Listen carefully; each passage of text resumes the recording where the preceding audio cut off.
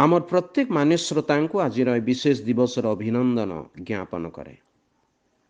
आजिकाली समस्ते दुईटी दिन को विशेष रूपे स्मरण करते।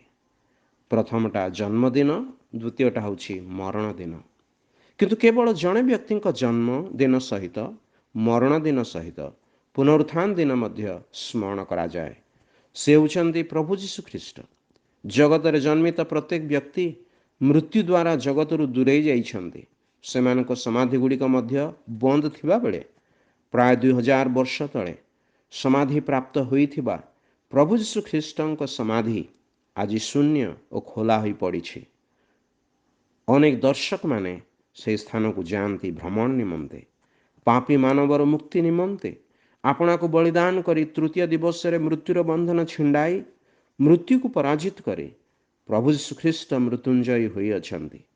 तांको मृत्यु जेपरी मनुष्य जातिर मंगलर कारण, तांको पुनरुत्थान मध्य सेहीपरि सेही विषय गुड़ी को आहुरी मजबूत करे। जगत रे जन्मित मनुष्यर दुईटी बड़ भय रही। प्रथमतः मरिबार भय, द्वितीयटा बंचिबार भय, जहाँ पापर प्रभाव को दर्शाए।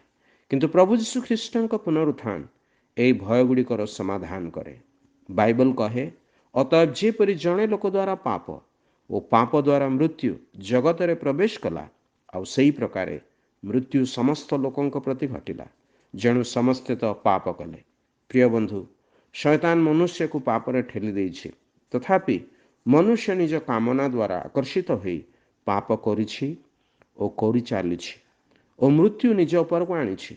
तेबे प्रभु यीशु ख्रीष्ट क्रूसरे मृत्यु भोग करी मनुष्यर परम शत्रु शैतान को परास्त कले एवं ताहार जो मुख्य अस्त्र मृत्यु ताहा मध्य प्रभु यीशु अपना पुनरुत्थान द्वारा अकामी करी मृत्यु को हराई मृत्युंजयी हेले।